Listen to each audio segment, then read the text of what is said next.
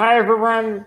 In this episode, we are going to be talking to Bryden Veinot at the Vancouver Adapted Music Society. Bryden, thanks so much for being here today.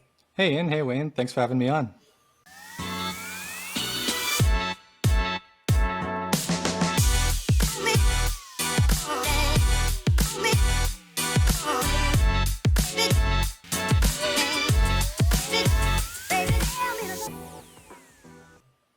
So, tell us a little bit about VAMS. Yes, maybe a lot of it, perhaps. Yeah, so the society goes back quite a few years. It was started in 1988 by a couple of gentlemen, Sam Sullivan, who actually went on to become mayor of Vancouver, and Dave Symington, who unfortunately we lost last year. But they met on a charter bus going from the interior to Vancouver, and uh, both having had recent injuries, um, spinal cord injuries, very similar ones. Um, they realized that both are musicians and kind of lost that ability after their respective accidents, and they wanted to get back into playing, and there wasn't really much opportunity for that around, other than some therapy programs, but nothing more focused on professional music recording and a space to forget about the disability and just focus on the music. So they reached out to a company called Roland, Japanese company originally, but they have a branch in Canada. And a gentleman there got back to them, sent out one of their technicians, and got them set up with some of the first adaptive instruments that we used at VAMS. So, for example, Dave was a drummer, and he was going through all of the hoops trying to figure out how to play drums again from his power chair. And he had, some limited um, hand function, arm function, but couldn't grip the sticks properly. His reach wasn't the same anymore. And so he was trying to set up the drums around his chair and duct tape the drumsticks to his hands, and just nothing was really working exactly how he wanted. And they figured out that there's this new technology at the time called MIDI, which is Musical Instrument Digital Interface. Um, and you could get these drum pads. Basically, they're 2x4 rubber pads, about 2 inches each per pad, and each of these would trigger a different drum sound. And Dave would got two set up, one on each side of his chair, and then he modified some uh, wheelchair gloves to have little Velcro loops in the palm where he could have the drumsticks held in there, so he had a loose grip on them. And he was able to play off to the side of his chair. And just learning that over the years, he ended up being able to make these things sound like proper acoustic drums. If you closed your eyes and just listened to him play, you wouldn't even know if it was a digital kit or not. So that got him playing drums again. And then for Sam, he was a keyboard player and singer. Luckily, he could still sing, but being able to play piano with limited motor functions, especially with the fine dexterity, was really tough. So they were able to program a keyboard to have, half of it would be for chords. He could set up the key of a song, hit one note, and it would play the full chord based on that note. And then the other half would be for single notes. So he could do little solos with his right hand and hold down the chords with his left hand, all just one finger each. So that was the beginning of, realizing, hey, there's a way that we can make music accessible. Who knows what the possibilities are for other barriers people might face. So as time went on, uh, they got their studio space originally at Pearson Hospital, which is no longer, but eventually moving into GF Strong, which is where we are now. Um, and from then, it went from them just using the space to record and write music. Fast forward 35 years, and here we are doing music lessons for all ages, all abilities. We're doing recordings, songwriting sessions.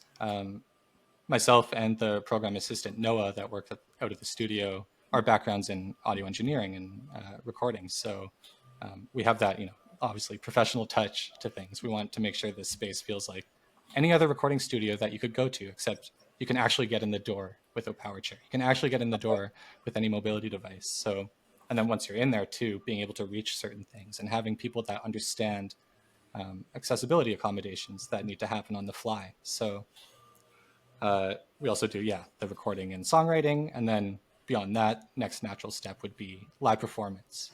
Um, so we help, facilitate our artists playing at different events, festivals, putting on our own shows, um, and then hearing from other organizations that maybe want to have an artist play at one of their parties or events, and we kind of put them in contact. So it's become quite a big community of like-minded individuals that just want to play music and have a space to do it comfortably, and it just continues to grow. And I'm super proud to be working here and get to work with all these amazing artists. So that's almost 40 years since it started.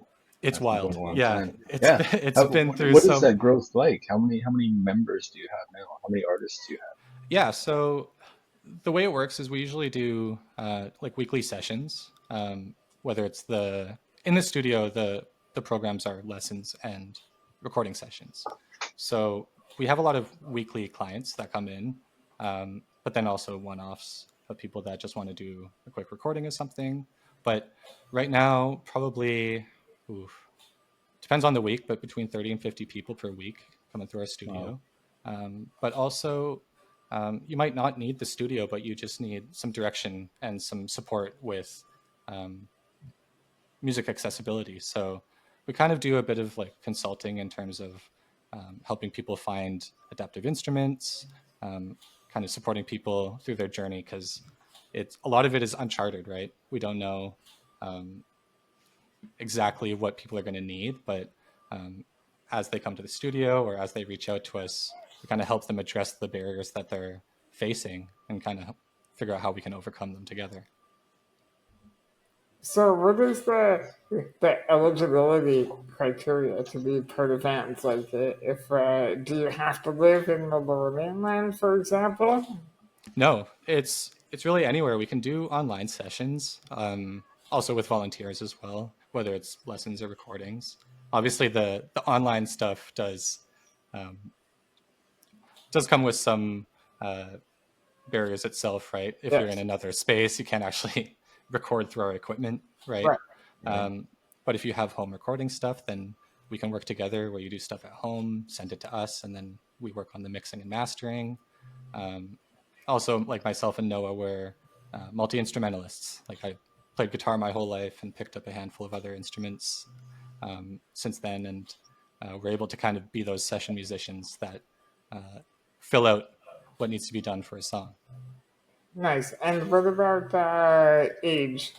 Is there a limitation? No? Uh, as long as you can get through our door Yes? and maybe not crying like a toddler, maybe Okay. just over toddler age would be ideal. I don't have much experience working with babies in music, um, but yeah, there's really the only eligibility requirement is that you are a person with a disability, Gotcha. and we're open to all abilities, um, whether visible, invisible, doesn't matter. We just want to be able to provide that comfortable, safe space to explore, right? Yeah, that's incredible. Is there a cost to your services? Nothing, zero cost to Amazing. what we do. Yeah, our I programs are love all it. free. Yeah, we're very lucky to um, have people on our team with the Disability Foundation, which I'll get into in a minute, but um, that help raise funds for us, whether it's through government grants, individual donors, other organizations that do music grants. Mhm. Then we're able to fund the society and provide these programs for free, because we do recognize that studio time is expensive, especially at a lot of the like more well-known studios that you have here in Vancouver or wherever you might be. And aside from them maybe not being accessible, even if there's a couple inch lip at the door, um, on top of that, the financial accessibility of things isn't that great too, right? A lot of people in the community that we work with might be on a fixed income, um, might not be able to afford those multi-hundred-dollar hour sessions at these recording studios. So we just cut that out right away, and provide these opportunities for free. So you guys have so you're offering these services. Mhm. Um, do you guys offer instruments as well, or help?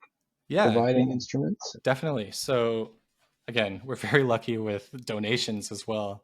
Um, I think anytime I'm talking about VAMs or doing any presentation, I always go back to the line of, you probably have some old Casio keyboard that you have collecting dust in your basement closet or something like that, right? That you got as a kid and you just never used. Maybe it's at your parents' house. And there's tons of these. And we get emails and people reaching out saying, hey, I want to donate these items to your society. So uh, we're actually at quite a bit of capacity for space in our studio, as uh, we've been able to accept so many different instruments: drums, guitars, basses, keyboards, you name it. And part of that is we have this surplus that we're able to provide to our clients free of charge. So kind of call it our loan and donation program. So um, if you're, as long as you're involved in the program, and say you're taking guitar lessons, and but you don't have the means to buy a guitar, then we can loan that to you, as long as you're, taking part in the program. We don't want to just give away a guitar and then never hear from you again. Right. Um, but yeah, so we do have lots of that. I love it. So how does somebody apply? What's the process? Yeah, it's, I mean, pretty simple. If you have any questions, obviously you can just email us at info@vams.org. Just be curious if you're wondering like how to get involved, then that's the email to go to. But the main way is just to book a session through our website on www.vams.org. We have our participate tab, and under that there's book a session, which uses our online booking platform called Checkfront. On there you'll find a few boxes: one for music lessons, one for recording sessions. And you choose the one, choose the date, choose the time, and then you're booked. And we do ask for, some information in advance, what barriers you might be facing, what you're looking to do in the studio. A lot of that is on that info section when you're filling out your booking. So it's pretty straightforward, to be honest. And again, like I mentioned earlier, there's no skill level required to enter the program. You can be someone who's just last week thought, hey, I want to learn guitar. And now 2 weeks later, you booked a session and you're in the studio playing Smoke on the Water, or whatever our first song is that we're going to play. So yeah, that's the main way to get involved in terms of, getting into the studio and using the space. But there are opportunities if you're looking to volunteer to help run music lessons, whether it's in the studio or virtually on Zoom. Then you can get involved that way. You can also get involved as a volunteer helping with any live performance, whether it's doing sound or setup or taking like video, photography, anything. So lots of opportunities to take part in what we do. I just want to go back to prospective members of yours. Mm-hmm. Do you ever get members who have never played an instrument and all of a sudden they just want to, because I'm sure there's some viewers of our podcasts who are like, I've never tried this, so I can't go to bands. But That's not the case at all. yeah, do you get a lot of people that have done nothing? Yeah, in terms definitely. of music? Yeah. Definitely over the years, people, especially those with like an acquired disability, especially since we work out of GF Strong, Right. we have lots of inpatients that are there that, their life just had a huge change, and some of the things that they might have done before might not be an option at that time during their recovery, but they see that there's a music studio and they like music, so why not try out something new? So I love it when we get people that are brand new to playing an instrument in the studio, because it's almost like the whole world opens up to them. They realize, hey, like this is something that I can work on, and it takes, for me, like playing music and working on anything music related, it's one of those things where time just ceases to exist. I'll be writing a song or mixing something and then look at the clock and realize 5 hours has gone by, and like, oh my gosh, it's great, but also I need to maybe check myself sometimes and go outside. But but yeah, I love being able to, offer that opportunity to people that might not realize it at first. But I definitely encourage anyone that's um, just even interested, want to know a little bit more about playing an instrument, just reach out. And I should have asked this at the beginning, but what is your background? How did you tie into bands at the beginning? You seem so passionate about music. Yeah, so definitely a bit of a story there. I I started learning guitar when I was pretty young, and it was just like my main thing. I love to do it. I would get home from school and I would go into the basement and I'd just play for hours. I had one of those looping pedals. Do you know what I'm talking about when I Yeah. say this? It's like you play a passage and then right on the downbeat of the section, it loops over itself, and then you can add on different things. So I would spend hours, years and hours within those years doing this. And it was just fun. Like I didn't think it was anything. And I was taking guitar lessons, doing a little bit of teaching at the same studio that um, I was learning at. So um, kind of had that background in like music education a bit too at that time throughout high school. And then high school ended. I was at a bit of a crossroads of what I want to do with my life, and uh, I did really well. I did really well in school, and I was kind of pushed into the direction of going to like engineering at UBC. So I actually got into UBC. Was doing electrical engineering. Realized I do not like this at all. I can't see myself doing this for the rest of my life. And I was just missing out on that one thing that really brought me joy, and it was music. So I ended up leaving. I was working at a restaurant for a while, just saving up some money, and I ended up going to a school called Nimbus School of Recording and Media, which is no longer, unfortunately. But I got some really great hands-on skills there, and um, learned a lot about the back end of recording and some of the things that I once wasn't thinking too much about. Like I said, I would just make these loops in my basement and then never think, oh, like how do you actually record a song? How do you actually mix? How do you do all this? And um, part of that too was I was at a friend's house um, during this time of saving money to go to school, and I saw them on their laptop working on this software called FL Studio, which is like a program that you can use to like make beats, make music, record, whatever. Is that Fruity Loops? That's Fruity Loops. Yes, Oh, that yeah, is I remember exactly that. it. Yeah, and I'm looking at it, I'm like, oh my gosh, this is so cool. I've never even thought about this is what you do to make music. So instantly, I'm like, get this on my laptop now, and then it was that was it for me. I was like, this is my life. I love doing this. So I did like taught myself a lot over that time. Went to school, um, learned even more. Got a lot more um, experience with like analog gear and the more hands-on uh, practical stuff. And then I graduated from there late 2020. And at that time, I know Wayne and I were talking about this a bit. It was an interesting time for the world, let's to say the least. And I was pretty like I didn't know what I was going to do because nothing was open. There wasn't really any opportunities, and so I went a couple months trying to figure out where I'm going to go. And I got an email from the Nimbus alumni account, and it was a job posting for a program assistant with VAMPS. So, being myself, I procrastinated. I didn't put in an application right away. I just looked at it for a while, played some video games, and then came back. It's like, okay, let's apply.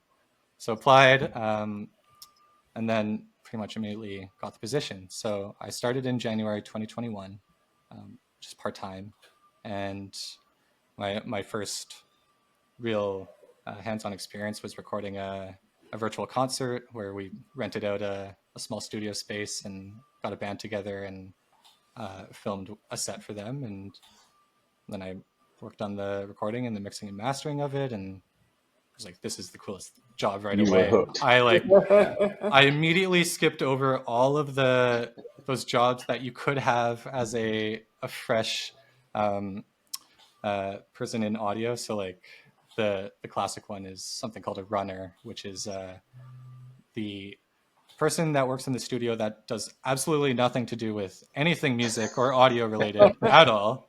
Any of the skills you learned in school are not applicable. But if you can clean a toilet and wrap cables and go grab Subway for the band, Right. then that job's perfect for you. But so I was pretty lucky and really fortunate to fall into this position. But I had never actually had any experience with the community that we work with. I've had friends throughout my life that have had disabilities, and but never, had that the lens that I see it through now, after having the years of experience with the society. So again, huge learning curve right out the bat. Kind of figuring out all the different people that come through the studio, any barriers they may face, and how we can address them. So it's like the society is called Vancouver Adapted Music Society. So still to this day, learning to adapt, figure out things on the fly, how we can just, make people comfortable. That's cool. I was going to say, let's get back to VAMs, but you're so Yeah, connected sure. that I think we can just kind of roll on here. Yeah. So what kind of events do you guys hold? Yeah. So the main one is our kind of like flagship concert called the Strong Sessions. This has been going on for quite a few years. There's a big one in 2013 actually that there was some involvement with the warehouse studios like Bryan Adams Studio, and some of his band helped record that record. And Nice. but yeah, that's kind of the main one. We do it every 2 years at the Roundhouse Community Center in Yaletown. And the idea of the Strong Sessions is putting together artists that come to VAMS, their original music, link them up with local talent, some established artists in Vancouver, to make their own band for the show. Kind of showing that integration between kind of our communities, because I think we can all understand that there is a bit of a separation sometimes between different communities, and a lot of artists in Vancouver might have never seen an artist with a disability before. So being able to pair them up and show, hey, everyone has this equal opportunity. Everyone has talent and an ability to play.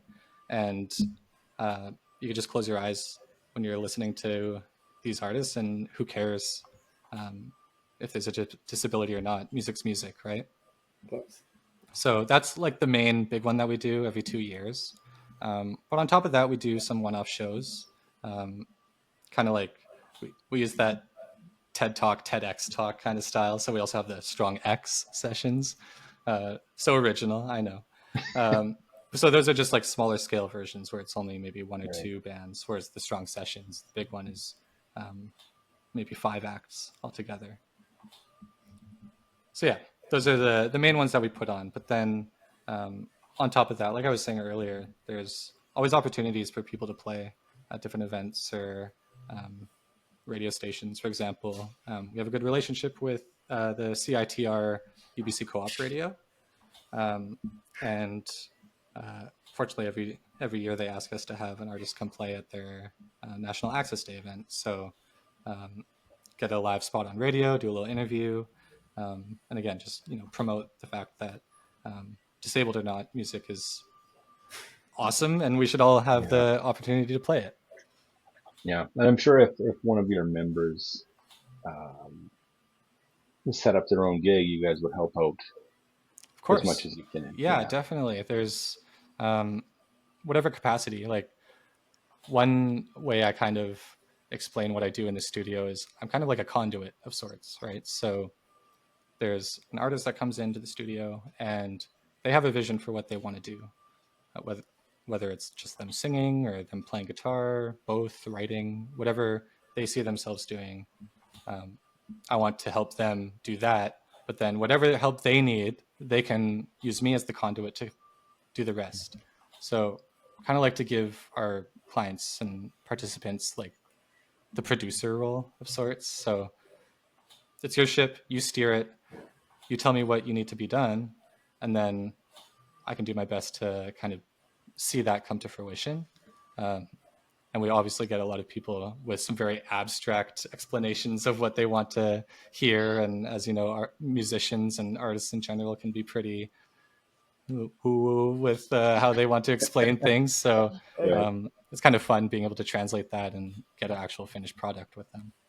Right. That's amazing. I love it so much, man. I haven't played an instrument in a number of years, Okay. probably since elementary school. But this makes me want to jump back into it because I'm so passionate about music, and Yeah. I can tell how incredible of a society this is, and it just it's exciting. I think anybody listening who has a disability, who's interested in music, should definitely reach out to you because this is incredible. Totally, yeah. And I mean, especially with technology the way it is nowadays, obviously it's growing exponentially at this point. There's so many tools that we can use to make music accessible. Yeah, Um, a lot of the times, these tools aren't designed with disability in mind, but the features can be totally made accessible. Um, Usually a lot of the time these tools are used to like bypass gaps in music theory knowledge or just make things quick and easy to get ideas down. But um, you can think of like the expansion of how Sam had that keyboard that was programmed to play like a chord on one touch and whatever, right? Whereas now you can program that all in your computer um, and not even need to necessarily play the instrument. You can do a lot of the stuff what's called in the box, so just totally on your laptop or your computer, and you can make a lot of music that way too. So there's almost limitless opportunity to make things. okay, I have to ask, Yeah. simply because I'm a nerd. Has anybody through VAMs used brain waves to synthesize music yet? Ooh, not that I know of. Okay. That sounds pretty cool though. Definitely want to look into that. There's I been have seen some videos online. okay. Please send those to me. That Okay, sounds really really cool. You did not want to hear what Ian's brave was. But that's actually a good segue into like adaptive instruments. Um, that would be like the ultimate one where you're just able to think of something and it makes sound. But um, adaptive instruments are uh, really important to us as certain people's physical barriers might not allow them to play an instrument in a traditional way. And I think a lot of people can get bogged down and frustrated with trying to learn an instrument the traditional way when it just might not work for you, might not be the right fit to play it that way. So another thing that we do at the society is we work closely with the Tetra Society of North America, which Ian, I know you know very well. Yes. And for those listening, Tetra does custom assistive devices for people with disabilities, free up to $500. And Tetra is a national organization, so there's chapters all the way from the island to Nova Scotia. So pretty much across Canada, you can get some kind of assistive device, adapted instrument made. Tetra's not just music; it's literally anything. It could be from like a wheelchair phone holder, custom made, all the way to like an adaptive playground type of thing. So there's so many opportunities. But for VAMs, obviously, we want to use them to do custom adaptive instruments for people. And I kind of categorize the instruments into two. So there's like general ones, which um, these adaptive instruments can be used for like a lot of different people that might share similar barriers. And then there's also the more specific ones where it's like the case by case, where someone needs a really specific made to their body to be able to play. So, to give a couple examples maybe of some of the more general ones. Um, One that we use every single day in the studio is our custom piano stand. It's not even the instrument itself; it's the thing that the instrument sits on. And keyboards usually the stand is like, it's an X shape that just kind of folds out, and then you adjust the height based on how wide the X is. If you're in a wheelchair, your footrests are going to smack into the bottom of that stand before you can even reach out and touch the piano. So you can't even get close enough to the piano to play comfortably. So the piano stand itself, it's more of a table shape, and it's on casters, locking casters, so you can move it around. You can get right underneath it, and it's also on hydraulics as well. So there's a couple switches on it that raise and lower it, and then also tilt it forward and back. So if you're in a power chair and maybe you need some pressure relief while you're playing and you're leaned back, then you can have the piano come up high, tilt towards you, and then you can play more leaned back. So, and I love the stand, again, not even for accommodating a disability, just in general, like everyone is a different height, different size, likes things at a different height or whatever. So if you have the ability to just quickly flip a switch and put it exactly where you need, then it totally takes all of that manual stuff out of play. So there's the piano stand, there's the guitar strummer. This one's really cool, actually. So if you're a guitar player or want to be a guitar player and you've lost the ability to strum, whether it's like a muscular atrophy, stroke, whatever it is, if you have some form of inability to play, like strumming the strings or picking, then one of the Tetra volunteers has designed this guitar strummer that offloads everything to one side of your body. So you'd still be playing like the neck, like fretting chords and notes, but the body is attached to a pedal.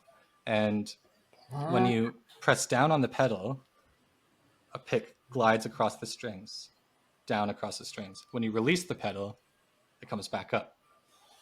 And that pedal, depending on how fast you push it down or how fast you release it, that's how fast the strumming is.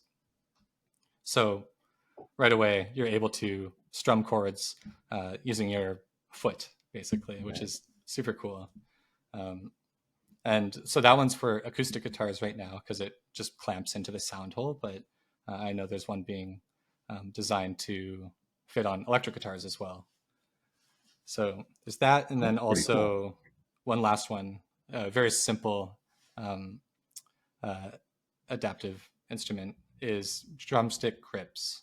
A lot of people love playing drums. I myself love to bang on some drums every now and again. I think it's a perfect release of energy sometimes that you just need at the end of your week, maybe. And but like Dave, like I was saying earlier, being able to grip drumsticks can be tough depending on what your natural grip strength is.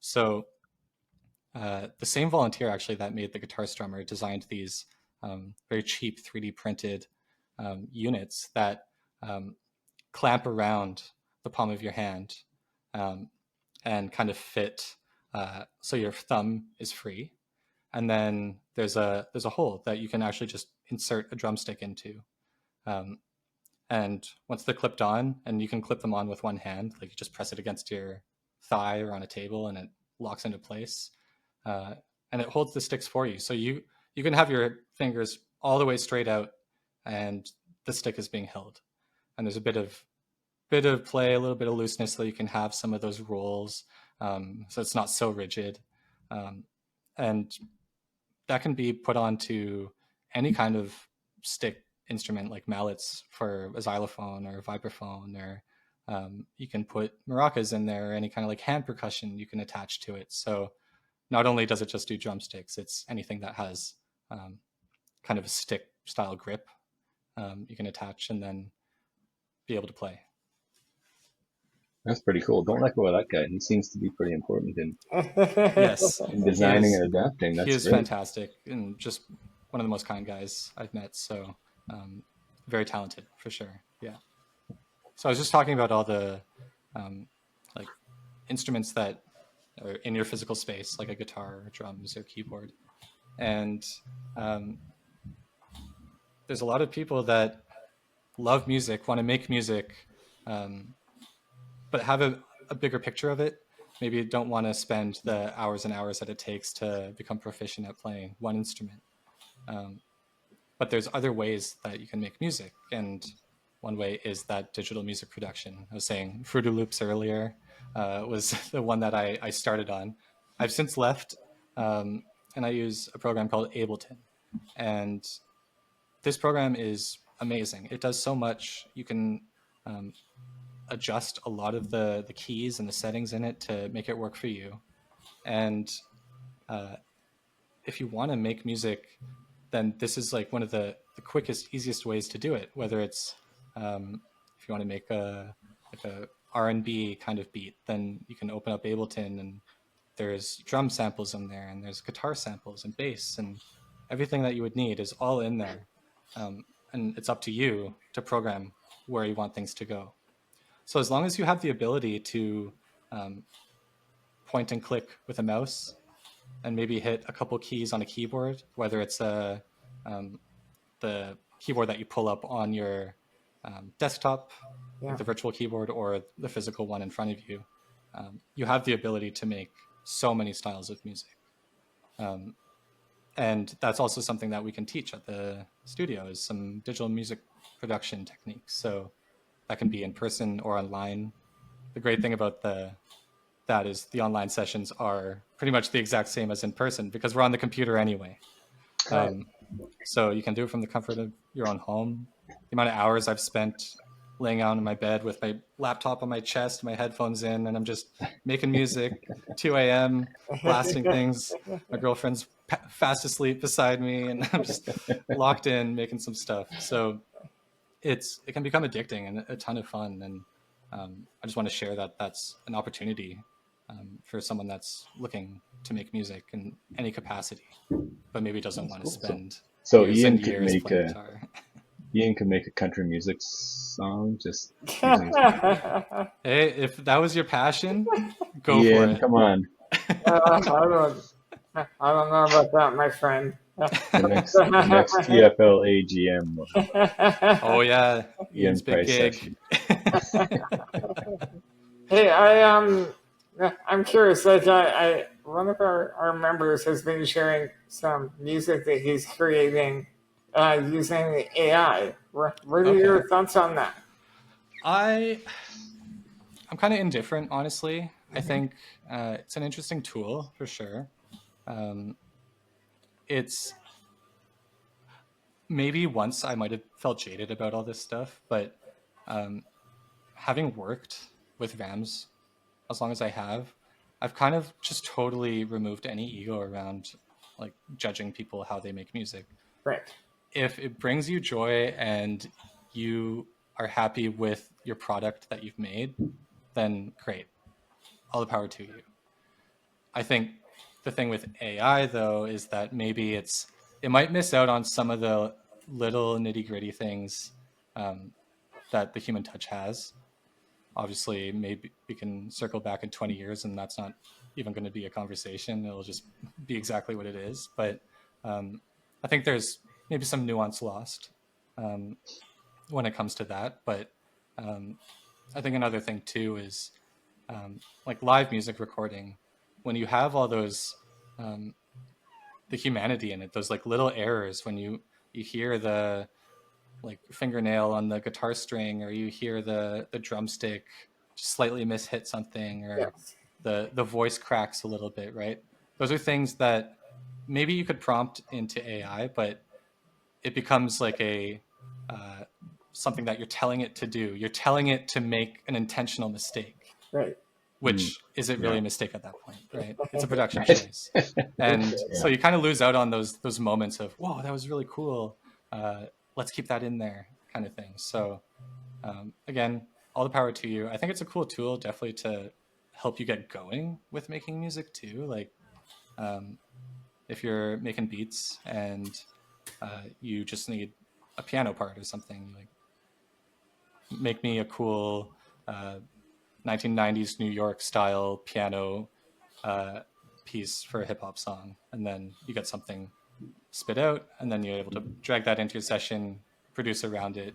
and then maybe you might even remove it and replace it with your own programming of keyboards or whatever. So again, it's anyone, as long as you're happy with it, cool. I myself probably not going to ever use it, but that's just because I've gotten to a point where I feel comfortable with what I make, and um, I see the steps that I need to take when I hear something in my head. How am I going to put that down to something audible? So if you don't have that, then maybe it is a cool tool to rely on for the time being. I would hope that someone using it has the end goal of being able to do it themselves. But yeah, who knows?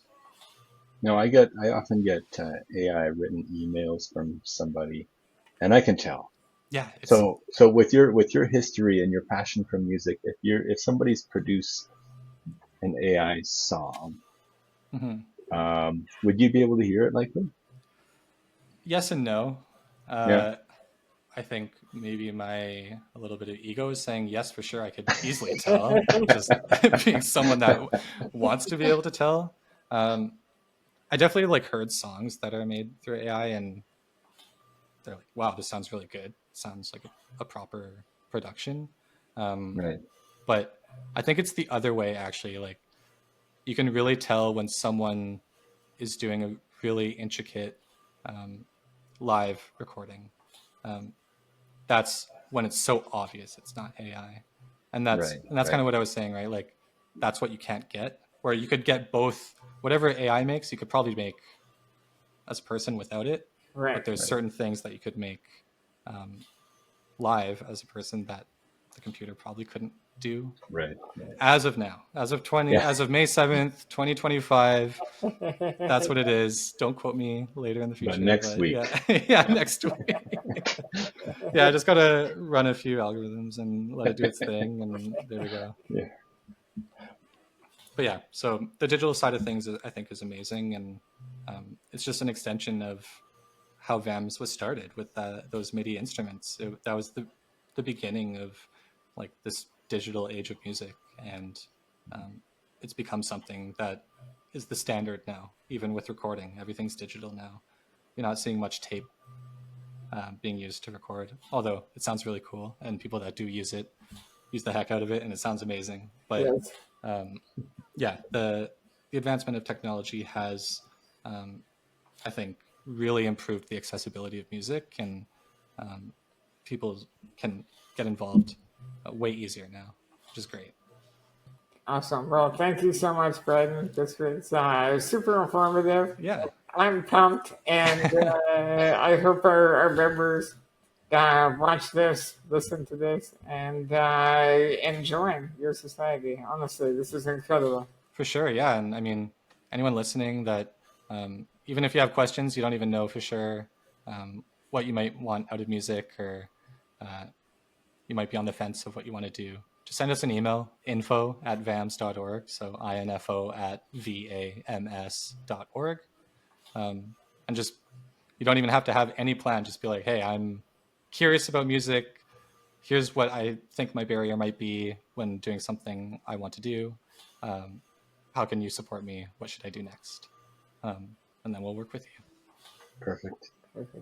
Thanks so much, Bryden. Thanks for Cool. joining Yeah. us. Thank you for having me. Really appreciate the opportunity.